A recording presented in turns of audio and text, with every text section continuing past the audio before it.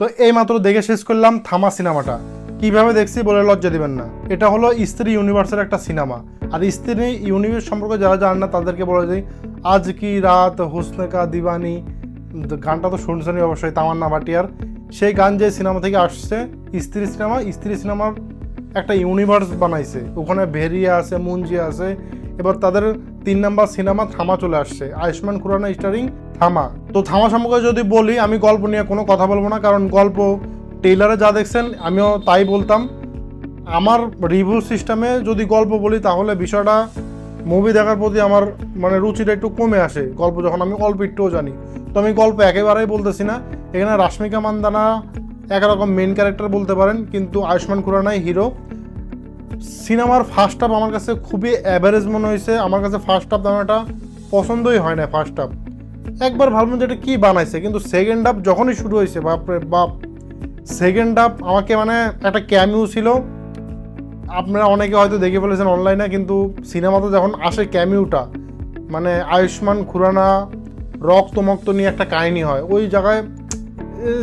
মানে ওটুকু আমি ভাবিনি যে এত দূর যাবে, মানে যা দেখানো হয়েছে আমি ভাবতে পারি না যে এত দূর যাবে। ওই জায়গাটা আমার কাছে অনেক বেশি ভালো লাগছে সিনেমার। আর মানে সেকেন্ড হাফ থেকে শেষ পর্যন্ত সিনেমাতে গল্প, তারপরে নজরুদ্দিন সিদ্দিকী কিন্তু একটা প্রপার ভিলেন ক্যারেক্টার প্লে করে নাই, কিন্তু তার ক্যারেক্টারকে এমনভাবে লেখা হয়েছে যে এটা দেখে আসলে ভালো লাগে, যে আসলে ভিলেন সিনেমা দেখলে বুঝতে পারবেন। তো ওভারঅল বললে এটার পার্ট 2 পার্ট 3 হয়তো আসতে পারে।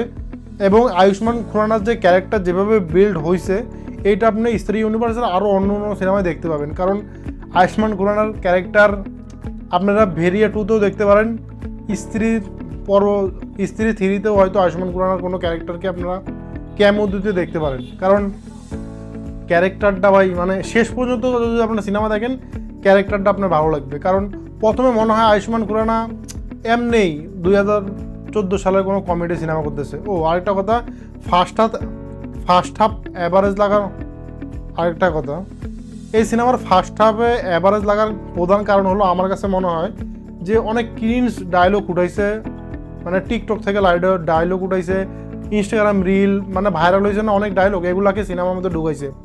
এইটা যখন 1-2বার আপনার কাছে ভালো লাগতে পারে, কিন্তু যখন বারবার সেম ডায়লগ ডেলিভারি আসে তখন আপনি সেই ওয়ার্ল্ড মানে ডায়লগ ডেলিভারি মানে ক্রিঞ্জ একটা ফিল হয়েছে আমার কাছে। মানে এটা আমার কাছে অতিরিক্ত বিরক্ত লাগতেছিল।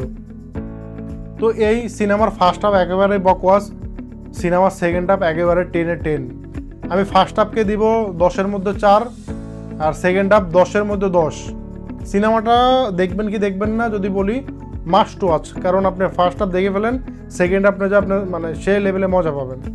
আর যারা স্ত্রী ইউনিভার্স সম্পর্কে কিচ্ছু জানেন না তাদেরকে আমি বলতে চাই, আপনি বাংলাদেশে বসে হয়তো থামা মানে পাবেন না হয়তো, তো আপনি স্ত্রী সিনেমা দিয়ে শুরু করতে পারেন।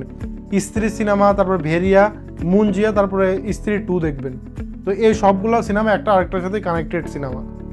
মানে ইন্ডিয়ার মধ্যে এই ইউনিভার্সটাই আমার কাছে মোটামুটি ভালো লাগে। আরেকটা আছে স্পাই ইউনিভার্স, যেটা সালমান খান, শাহরুখ খান, টাইগার, পাঠান, ওটাতে মানে লজিক হারায় ফেলছে। এই ভূত এটা কিন্তু বাস্তবে নাই এমন একটা কনসেপ্ট, কিন্তু আপনাকে মানে যখন সিনেমা দেখবেন তখন একটা মনে হবে যে আপনি ওই ওয়ার্ল্ডে চলে গেছেন, স্ত্রীর ওয়ার্ল্ডে চলে গেছেন, মানে ভালো লাগছে। আর যারা থামা সিনেমাটা দেখবেন, দেখা শেষ হলে নাম ওঠার পরে উঠে চলে আসেন না, কারণ সিনেমার শেষে পোস্ট ক্রেডিট সিনে আরেকটা সারপ্রাইজ আছে।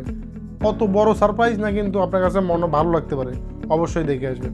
তো সিনেমাটা কেমন লাগলো যদি দেখে থাকেন অবশ্যই আমাকে কমেন্টে জানান। তো দেখা হচ্ছে অন্য কোনো ভিডিওতে।